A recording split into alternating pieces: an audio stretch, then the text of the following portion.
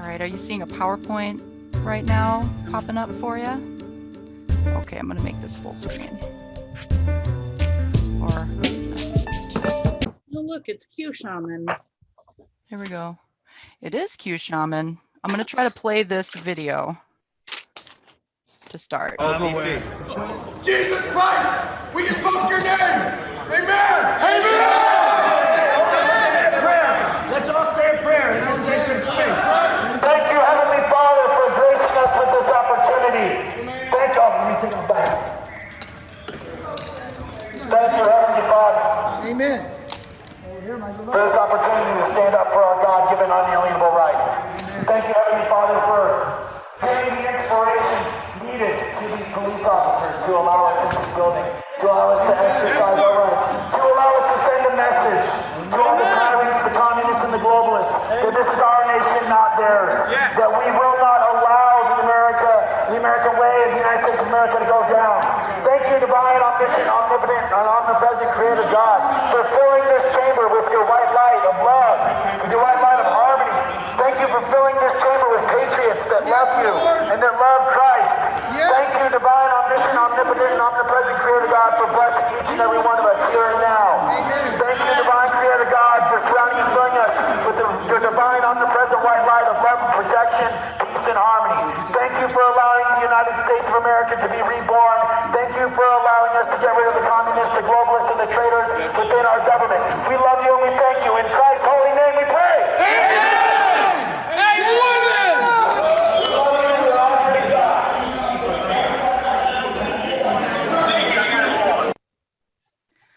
Okay, so that, if I can figure out how to go to the next slide.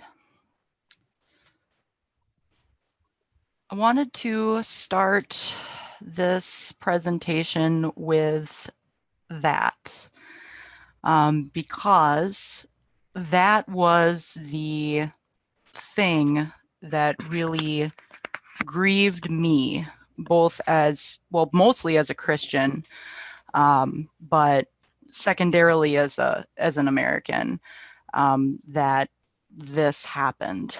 And so I went home because I was at, this was published by this footage was published by the New Yorker after I got home, but I spent Thursday, Friday, Saturday, and Sunday after the insurrection, which happened on a Wednesday, at drill. So I was in my uniform watching social media on my breaks, on my off time, and just kind of contemplating what was happening just broadly. And when I got home, a few days later, the New Yorker released this footage, and it just was, it grieved me very deeply, and it just made me furious. So I wanted to start with that. And also my sort of personal question was, how did this happen? Where on earth is this coming from? How does a group of people decide that this kind of behavior, display, or invoking of God is a good idea in this context? And so that was part of my sort of motivation for finding some resources and trying to understand what was playing out and what I was seeing, and what I was seeing people in my network processing and commenting on, and, you know, just all of it. What is this? So there's a little commentary on that video and a little bit about my motivation. I know that this presentation is going to be shared on the YouTube channel. Everyone present in this meeting knows me and knows who I am, but I'll just give a brief introduction in case someone who doesn't know me is viewing this in the future. My name is Heather Rushfeldt. I am an Amery native. I went to Amery High School. I'm a class of 05. I am a Christian. My testimony is kids ministry. I prayed the sinner's prayer and testify that I got saved at Alliance Church of the Valley. Barb from the bank led me in prayer. And for me, in my experience, that was a genuine profession of faith. And that's where I identify my salvation experience as happening. My religious convictions align almost identically with my theological and religious convictions on matters of faith, align almost identically with most evangelical Christians, I think. If you talked to me and asked me what my thoughts are on any particular doctrine, I'll probably agree with a lot of evangelical Christians, with the exception of premillennial dispensationalism. Let's not talk about that. But for all other matters of faith, it's going to be real similar. So that being said, I identify as evangelical. So a lot of the things I'm going to be talking about are, I feel like, part of my faith community and are, pertinent and applicable to a lot of people that are within my faith tradition. I also have a bachelor's degree in theology from Bethlehem College and Seminary in Minneapolis, class of 2012. I am a current student at Bethel Seminary. Both are part of what was formerly the Baptist General Conference, now is Converge. I am also a military member. I joined the active duty Army in 2012. I was active duty from 2012 until 2018, where I transitioned to the Minnesota National Guard. The whole time, the entirety of my military service is as a chaplain assistant, 56 Mike. I worked in Korea for 2 years, Fort Bragg for the rest of the time I was active, and I've been part of the Minnesota National Guard since I've been home. So I feel like I have some experience in Christianity and also some experience in America, particularly as a person who has sworn an oath to protect and defend the Constitution against all threats. So that's a little bit about me. What's going on with me? I was also present I was part of the response to the civil unrest at the end of May in Minneapolis. So I was there for that. So just contextually, that's who I am. Those are my bona fides. So it's very personal. A lot of this stuff is very personal, both Christianity and the things I'm going to say about the Constitution and about America are very personal to me. And I feel like I have some skin in the game in both of these realms. So there's that. Okay, well, we're recording this, so I'll save questions till the end. But anyway, Christian nationalism, an introduction. Well, I guess I'll say this too. This is also personal narrative. As I was preparing for this talk, preparing for this presentation, I did a lot of reading. I engaged a lot of resources. And the more things I engaged trying to craft this airtight, grandiose argument, the harder it got, the sadder I became. So this presentation is very simple, but there's going to be a resource list included if there is, for additional research, reading, and investigation. So we're going to go through it, but I'm just going to stick to some basic assertions, and we'll just move on with discussion from there. So the first slide here, these definitions are lifted directly from the Christians Against Christian Nationalism website. Christian nationalism, just some basic definitions. Christian nationalism seeks to merge Christian and American identities, distorting both Christian faith and America's constitutional democracy. Christian nationalism demands Christianity be privileged by the state and implies that to be a good American, one must be Christian. It often overlaps with and provides cover for white supremacy and racial subjugation. So those are lifted directly from the definitions of Christian nationalism from Christians Against Christian Nationalism.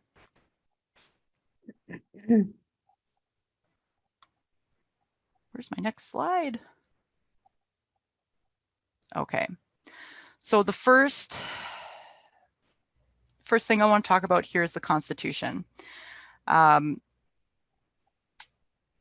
lot of folks like to, it's an American thing because it's in our Constitution. It's part of our founding documents. It's part of our history.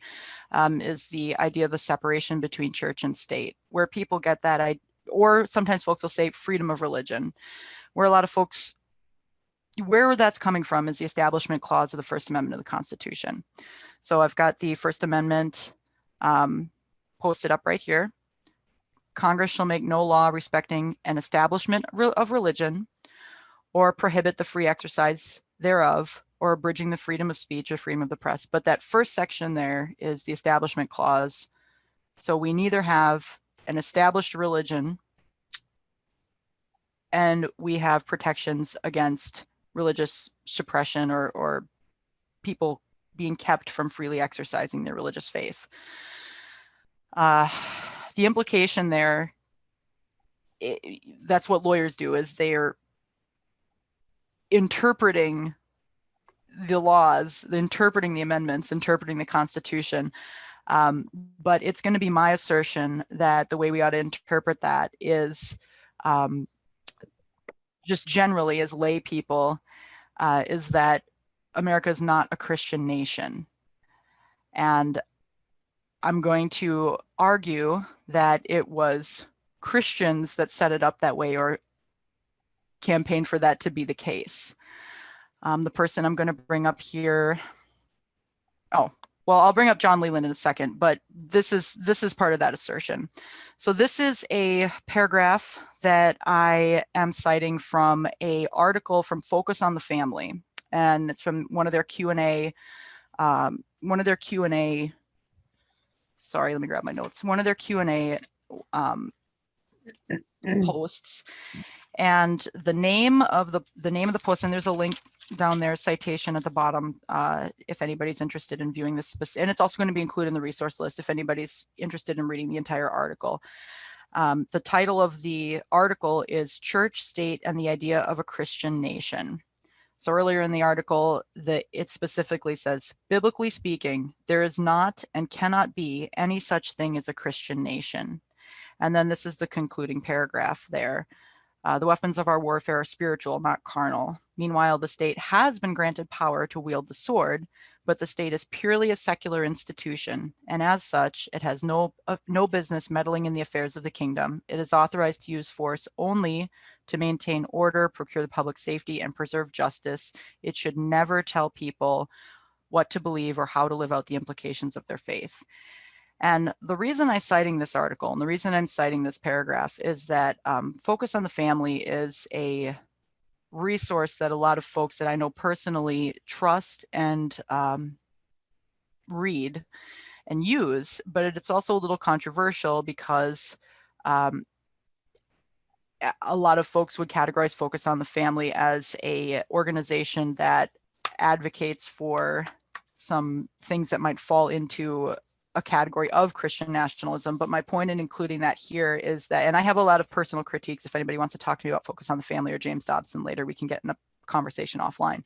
But my reason for including that here is even Focus on the Family, which is an incredibly conservative place to go for information, for resources for your faith or politics for that matter. Even Focus on the Family has a statement that is this strong about the reality of a Christian nation. So there's that citation for you. I'll include that in the resource list. John Leland is a really interesting guy. And I don't know if my video is going to be part of the recorded section of this, but I bought the collected writings of John Leland for research. Look at how fat this book is. This is like an 800-page book. I'm not going to cite all of this or make anybody who wants to read about John Leland. I could read a PhD dissertation about John Leland. I'm not going to, but I am going to include in the resource list a short biographical sketch about John Leland and his like political relationship with James Madison. So that's going to be included in the resource list. There's a lot of great information about John Leland. Here's an interesting book that's in the public domain that I also bought called Baptists in the American Revolution. There's a section in here on John Leland and his influence on the Constitution and the First Amendment. But John Leland was a Baptist preacher, and he lived from 1754 to 1841. But one of the major contributions of John Leland, besides being a prolific, wild Baptist evangelical preacher, was at the time Baptists were being persecuted. Anglicanism was the, Anglican Christians were the dominant Christian folks in the area. He preached primarily in Massachusetts and Virginia, but John Leland was an incredibly influential, charismatic figure publicly, and a lot of Baptists listened to him, liked him, and followed his directions. And the reason he was influential was because James Madison was running for office in the 1788 and 89 election, and John Leland was not trying to have the people he had, pull with or influence with vote for James Madison unless James Madison was going to advocate for religious liberty and to make sure that there wasn't an established state religion. John Leland was very big on people worshiping according to their conscience, and for there to be the freedom to do that. This quote here: "Government should protect every man in thinking and speaking freely." And I'm sorry, the Zoom videos are like covering part of the quote here. Let me get this moved. Okay. "Freely, and see that one does not abuse the other. The liberty I contend for is more than toleration. The very idea of toleration is despicable. It supposes that some have a preeminence above the rest to grant indulgence, whereas all should be equally free, Jews, Turks, pagans, and Christians." So, and in this, so this is from a section, and it's linked right there at the bottom. It's going to be linked in the resource page, but this is from a section about his account in, I think, of his time in Virginia, but like half a page up, he's talking about, the fact that if there were an established state religion, it would cause some people to be hypocrites, because then to be, good in the sight of the law, they'd have to practice their faith a certain way, but if it didn't accord with their conscience, then they would just be lying to God, and how that was, this thing that was just abhorrent to him. So it was very important to John Leland that people would have the freedom civically to worship according to their conscience. So John Leland's concern was for the integrity of the faith of people who were worshiping in America. James Madison liked the idea of the government not being influenced or controlled by religious groups, and Thomas Jefferson also had that concern. So there's an interesting story about a giant cheese that John Leland brought to Thomas Jefferson, and it was produced from the milk from 400 good Republican cows. That's a pretty interesting anecdote. I recommend you Google it, but I didn't include it in this slide deck. But John Leland, very influential Baptist preacher. Big fat book here in my office, which I am not going to make you read or include in this slide deck, but here's one quote from him. Religious liberty. That's why we have the Establishment Clause, is because John Leland had a sit down chat with James Madison, was like, "We'll vote for you. Well, you got to put this in there." And they did.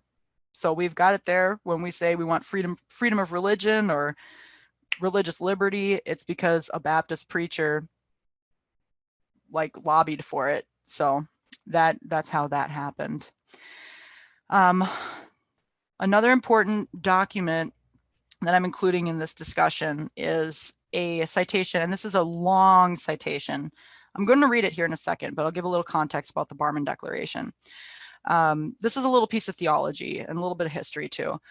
Not American history, but religious history as it relates to state religion. The Barmen Declaration is a confessional document that was drafted by Karl Barth in Germany during World War II. What was going on in Germany during World War II was something called, I made some notes on it here, something called the German Evangelical Church, which was a move by the Third Reich to consolidate all Protestant churches under this state church or this Arianized church. And if you Google German Evangelical Church and you're a Christian, what you're going to see are a lot of spooky looking imagery with swastikas on altars and swastikas on crosses and swastikas in churches. And you're going to have this, or at least I do, I hope you do, you're going to have this visceral reaction on how just disgusting that is. But what was going on was the state and the church were like becoming this sort of hybrid thing that was just so obviously blasphemous. And there were a collection of Christians who thought that this was horrifying because they, first of all, what the Third Reich was doing was horrifying. But on theological grounds, this confessional document talks about why this conflation of the church and this consolidation of Protestant churches in Germany under the Reich Church or the German Evangelical Church heading was wrong as a matter of faith. And so Karl Barth drafted this document. Another major player in this counter movement is Dietrich Bonhoeffer. They called themselves the Confessing Church. Dietrich Bonhoeffer had an underground seminary where he trained pastors. And it was a somewhat ecumenical movement. Bonhoeffer was a Lutheran, I believe. Barth was Reformed. And there were a lot of other folks who signed on there. Dietrich Bonhoeffer was ultimately executed. He's fascinating too. You can get nerdy about Dietrich Bonhoeffer, but I'm going to read this section. This is section 5 of the Barmen Declaration. I recommend going and Google. I'm going to include it in the resource list. You can read the whole thing. It's not very long. I'm going to cite it, the document from the UCC's denominational website. They give a little bit of context that's very interesting. But the theological underpinnings here for why this conflation of the church and the state is off base theologically has to do with the roles of the church and the state. And this is section 5. So I'm just going to read it here. Scripture tells us that by divine appointment, the state, in this still unredeemed world, in which also the church is situated, has the task of maintaining justice and peace, so far as human discernment and human ability make this possible by means of the threat and use of force. The church acknowledges with gratitude and reverence toward God the benefit of this, his appointment. It draws attention to God's dominion, and in parenthesis here, Reich, God's commandment and justice, and with these, sorry, I'm moving my Zoom thing. It draws attention to God's dominion, God's commandment and justice, and with these the responsibility of those who rule and those who are ruled. It trusts and obeys the power of the word by which God upholds all things, and referring to Jesus there. We reject the false doctrine that beyond its special commission, the state should and could become the sole and total order of human life and so fulfill the vocation of the church as well. We reject the false doctrine that beyond its special commission, the church should and could take on the nature, tasks, and dignity which belong to the state, and thus become itself an organ of the state. So the concern there for Karl Barth, Dietrich Bonhoeffer, and the Confessing Church is the faithful witness of Christians living in Nazi Germany, but the theological underpinnings there make reference to, within Christian theology, the difference in roles between the church and the state. So there's a distinction there, there's a role differentiation there, and they shouldn't take on the duties or commission of one or the other. So there's just a little theological statement there from a little bit more modern example than the founding of America. A little bit different context, but similar idea there. We've got this conflation of national identity, which was very strong in Germany at the time, and Christian identity, and the inherent problematic nature of their connection, and this protest against it, which is this counter movement. Okay, so those were that section of the talk had to do with just some basically Christian views on the idea of a Christian nation, and hopefully it gives a little background for, or a little support for why I think the idea of a Christian nation doesn't make sense, and some other people who also thought the idea of a Christian nation didn't make sense. That being said, it's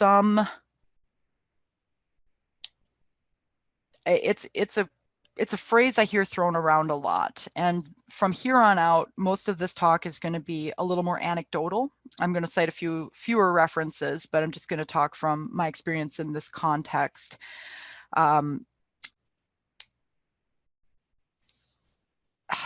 Which is very hard.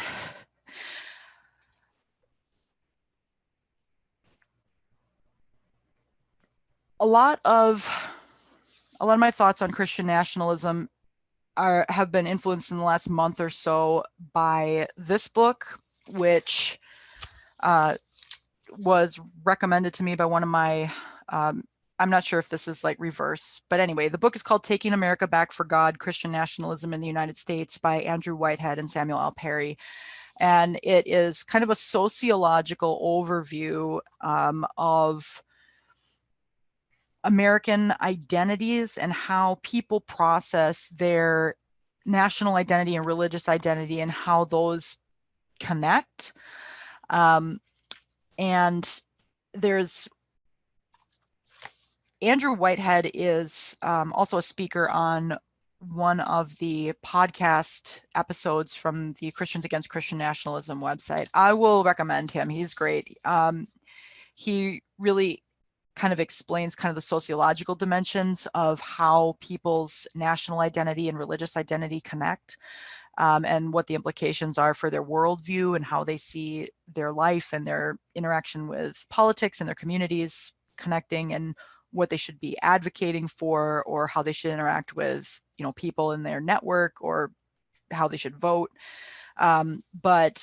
So I'm going to include the podcast link in the resource section, but the Christians Against Christian Nationalism website has a, I think 8-part podcast series. All of it's fascinating, but the episode with Andrew Whitehead is a really good one. This is a decent book. I listened to it on Audible. I bought it on paper. It is really kind of eye-opening, just a broad overview and sociological examination of what they would call nationalism as it is in the US. This was published in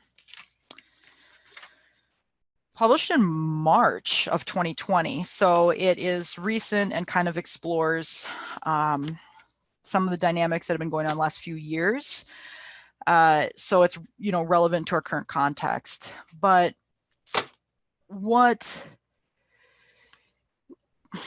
it ends up becoming, and he describes it as a kind of folk religion or ideology, which is, it ends up becoming this sort of worldview that just is held culturally in a lot of ways. That I think is dangerous. And here are some reasons why. I think that Christian nationalism, or this conflation of, in our context, American and Christian identities, can provide cover for a significant amount of injustice. And what it ends up doing is pulling like authority from people's religious tradition and sort of superimposing that on policy decisions or national decisions or actions that national leaders or political leaders are taking. A big one for me that I've been processing for quite a while, even academically, is how this attitude affects American endorsement of foreign war, frankly. I'm not going to address that in this talk, but that's a major thing that that Christians are unpacking academically. I know several of them have reviewed several of their papers on how folks' religious views as they relate to America impacts their support of military action in foreign countries, and the implications that has for their faith and witness as Christians, and the implication that has for us as a nation, and how national authority and religious authority end up supporting each other in some really weird ways. This kind of framework can be used to justify use of force domestically or policies domestically. I think a recent example is kind of anecdotal, and I'm not going to cite it here in the sources, but I just remember there was some conversation about immigration and how America treats people who are in the country illegally. And we had somebody citing the Bible to like defend a certain kind of policy that ICE was using, or a certain kind of way that ICE was operating. And so would you even see this with stuff like that, just like use of Christian scriptures to like lend credence to a deportation policy, which, yeah, you know, as a political policy thing, just has nothing to do with a church. So there, you know, we'll see that happening. We see advocacy for policies which privilege Christians or certain types of Christians over other people. There's two parts of the Christians Against Christian Nationalism podcast that talks about Project Blitz, which is a coordinated effort to do exactly this. I'm not going to go in depth about Project Blitz, but if you're interested, you can connect with me later or listen to the podcast or Google it or check it out. There's a lot of really interesting information about Project Blitz. And then, so that's just one way so those are kind of four ways that Christian nationalism kind of was like pushing outwards, like this is bad stuff that happens when Christian nationalism is going on to other people, but here's kind of bad stuff that happens to Christians when, like, this is what bad stuff that happens to Christians when we do Christian nationalism.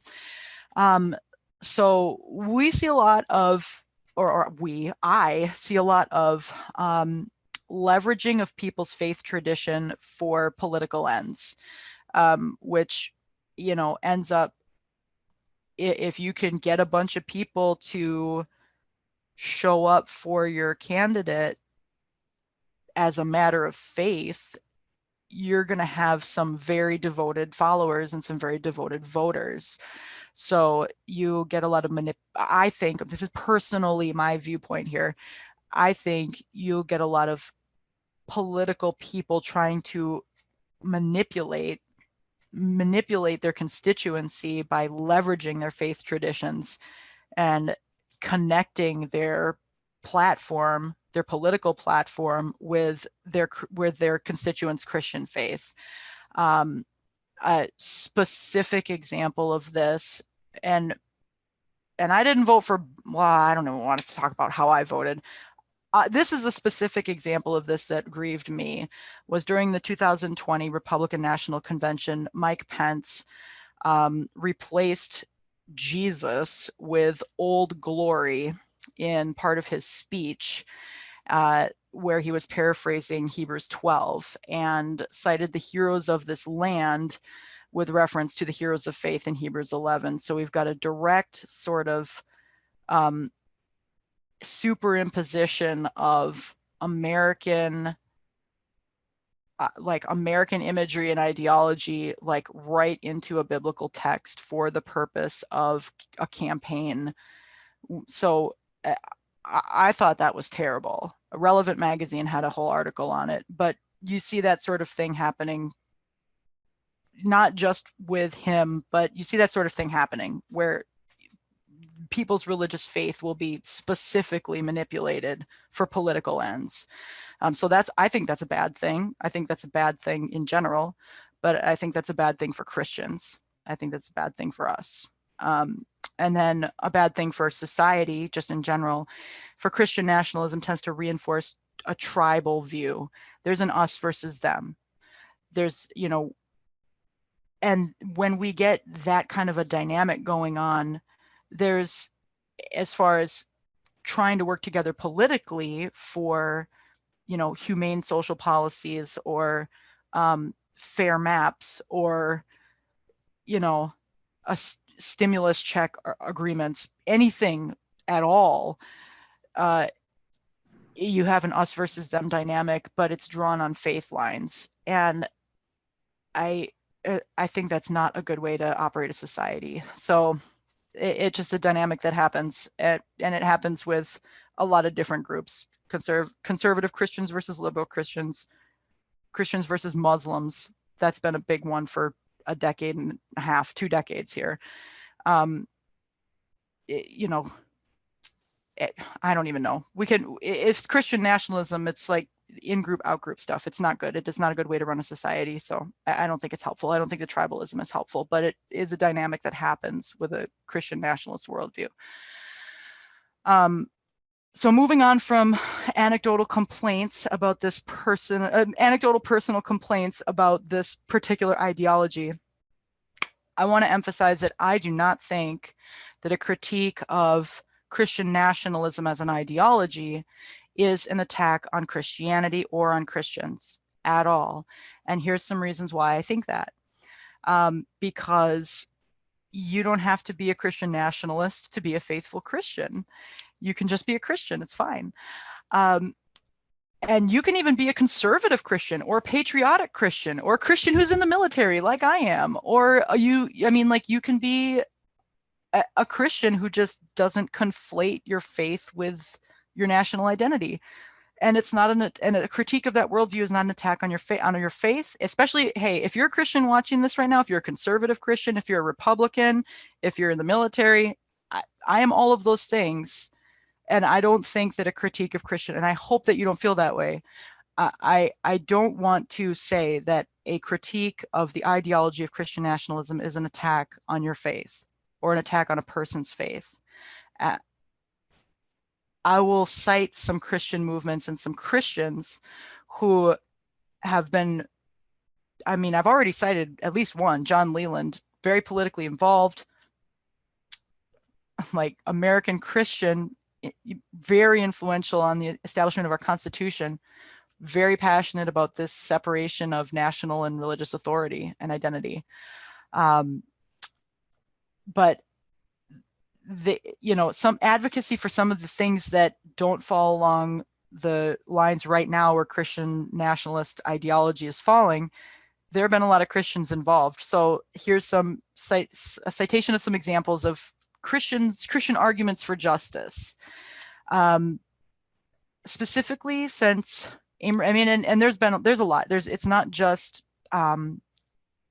injustice as it relates to racial oppression, but I'm kind of focusing on that because that's what's kind of started bringing us together, and that's been a focus of a lot of our conversations. Some of the very first abolitionists in America were Christians. They were the Quakers, the Society of Friends, very early abolitionist group, very devoted, charismatic Christian people of faith. They thought that owning other people and making them work for you was horrifying, and they were adamantly and vocally against this forever, like since the beginning. And a lot of abolitionist movements have been Christian movements. I think that's a faithful way to be a Christian. I think those were the faithful Christians at that time. I think they're on the right side of history. There are a lot of prominent Christian figures in the civil rights movement of the 60s. Martin Luther King Jr. is probably the most famous one, but he is a pastor. He is a pastor and a activist, organizing direct action campaigns that got him thrown in jail. One of his most famous one of his most famous letters was the letter from Birmingham jail, which was written in response to an open letter by 8 white clergymen in the South. They published it in a newspaper, and it was titled A Call for Unity. So this letter, and I'm going to cite that in the resource list too, the letter from Birmingham jail is a response to Christian pastors who Martin Luther King Jr. thought and felt were peers and brothers in the Lord. And so he writes this letter to them, sort of telling them what's going on and why he's doing what he's doing, and you know, also kind of a scathing rebuke of, you know, the response he's receiving there from people he considers his brothers. But like a lot of figures in the civil rights movement, to include Martin Luther King Jr., were Christian people who were acting according to their conscience, motivated by their faith. So there's that. And there are Christians who continue to advocate for social justice and humane social policies as a matter of faith. Like, that's one of the reasons why I'm here, why I'm part of this group, is because I feel personally that, you know, injustice anywhere is a threat to justice everywhere. And I've got my Proverbs 31 mug here with my Bible verse. You know, speak up for those who cannot speak for themselves, for the rights of all who are destitute. Speak up and judge fairly, defend the rights of the poor and needy. So justice right there.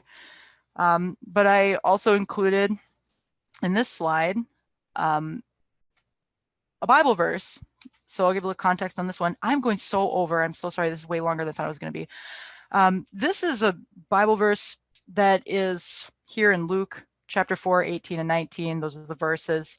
The context here is that Jesus is showing up in the temple, and he is standing up to read a scroll. He reads out of the book of Isaiah. And what he's doing is confirming to the religious authorities that he's fulfilling the prophecy, that he's the Messiah. And the way he's doing that is reading that the Messiah has come, that this is being fulfilled in your hearing, is he's reading this verse, that the Spirit of the Lord is upon me, because he's anointed me to bring good news to the poor. He sent me to proclaim release of the captives and recovery of sight to the blind, to let the oppressed go free, to proclaim the year of the Lord's favor. So I mean, like, the words of Christ confirming the reality that he's the Messiah within, you know, a Christian framework. Obviously, I'm reading the Bible, but it's just full of this, you know, like, justice and liberty and good news to the poor. Like, this is what Jesus does, you know. So just as a matter of faith, it's not unchristian to advocate for justice, to advocate for social justice, to advocate for care of the poor. It's just a Christian thing to do. So it's consistent with Christianity to, you know, advocate for letting the oppressed go free. So if you see oppressed people around, or people that are being treated unfairly, advocate for them, say something about it. That's a Christian thing to do. That's my thought on that. So culture change. I wanted to make a note here about that. As you can see, this is a rambling mess. I've been going on for on and on and on. Christian nationalism is a nebulous concept. I bought 10 books, watched 3 documentaries. I'm going to cite a whole lot of them in the resource list. It's really big. It has a lot of implications. It's really personal and touchy because it has to do with your identity. It has to do with your faith. It has to do with your worldview. It has to do with your patriotism and how all those things interrelate, your history, how you understand American history, how you understand religious history. It's hard, especially if you're rolling up on somebody that has a lot of views and ideas and identity things going on, and you don't understand it or disagree with it. How can we even have this conversation? Well, it's very hard. It's hard because it's personal. And I don't have a great answer for that, except conversation. I would suspect that most folks in this Zoom currently have someone in their network who over the last year has made a Facebook post or a Twitter tweet or an Instagram share or something where you read it and just said, ooh,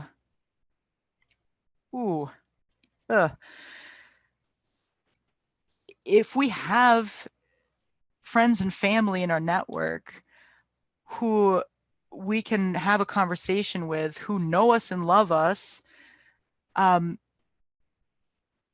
conversation is probably a good, I mean, that's what I'm going to advocate here. Conversation is probably a good way to bridge a gap or a worldview gap. Just like the Amery United Anti-Racism Book Club, another thing we can do is read and research, check things out. Is my view or understanding of history as accurate as it could be? Is there another perspective? You know, like, has the way I've been understanding my political views as they relate to my faith, does everything about that make sense? So just this dynamic of self-examination and seeking out resources just to make sure we are on the right track. I guess that would be a thought. That's something that I'm doing all the time because I'm always in kind of an awkward situation, just because of what I do and where I am. So I would recommend that. Conversation with friends and family, self-examination, seeking out resources and researching. They don't always have to be books. I know a lot of people aren't into reading. I've included some resources in here that aren't books. One is a documentary. I think we're going to get to that in a second here. Okay, sorry, I have a slide here. Yeah, I kind of rambled, but this slide's talking about Christian, I'm going to skip this slide. Moving on, I already talked about this, sorry. You can tell I'm not a great public speaker. All right. So this slide I made here for Americans. I'm a Christian. Christian nationalism is a concern. Well, I guess it's a concern for everybody because it affects us all, but I'm kind of speaking to an ideology that's probably going to be held by Christian people. So a lot of my slides and discussion is about Christianity, but not everyone's a Christian. And I, like John Leland, think that everybody should be completely free to live according to their conscience and worship or not worship however they want. But we all live in a society together. We're all Americans if we're in America. Like, we're neighbors. We live in the same country. We share the same space. We share the same communities. So that being the case, I'd like to make an appeal there to all of us, to anyone who may be watching this in the future. If anybody sends this link to somebody who, is a Christian but is thinking about people who are not Christians, I'll invoke Jesus's command to love your neighbor. We're all neighbors. So if you're a Christian, you should love your neighbor. It's a Christian thing to do. If you're not a Christian, we're all Americans and we've got constitutional rights. We have American values, classical liberal values. And we can all, as Americans, appeal to the Constitution. We have the rights to life, liberty, and the pursuit of happiness. It's stated right there. So we should all be able to do that. The Constitution says we should. It's our right to do it. So I'll appeal to the Constitution for anyone who's not a Christian that we should all be able to do those things. And I'll also appeal to the American value of religious liberty because we've got it written in there too. We're all just as American as the next American, even if we have like completely divergent faith traditions or values. We all have the same rights under the provisions of the Constitution. So that's a good thing to invoke and aim for. If we've got somebody that says otherwise, we're like, well, the Constitution says it, so we should do it as Americans. So that's that. I've also, I think the next slide's my question slide, but I'll mention in my resource list, I'll just mention that because it's recording still. In my resource list towards the end, I have included a couple of resources from Black Christians, specifically. I've included The Cross and the Lynching Tree by James Cone. It's a modern classic on theology and racial violence. He is the father of Black liberation theology. It is a very, I'll get it, I have it, hang on one second.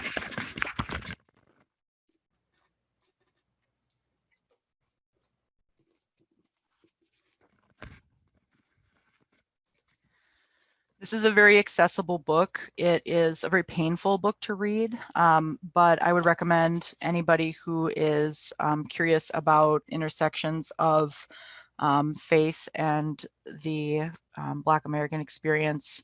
There's a lot of theology in here. There's a lot of painful history in here and personal experience in here.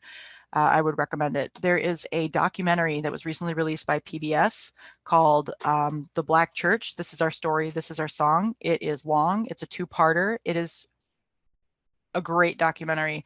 It's a flyover view of the Black Church in America, just from like America's inception to modern day, and all the major movements of the Black Church in America specifically. I recommend it to anyone.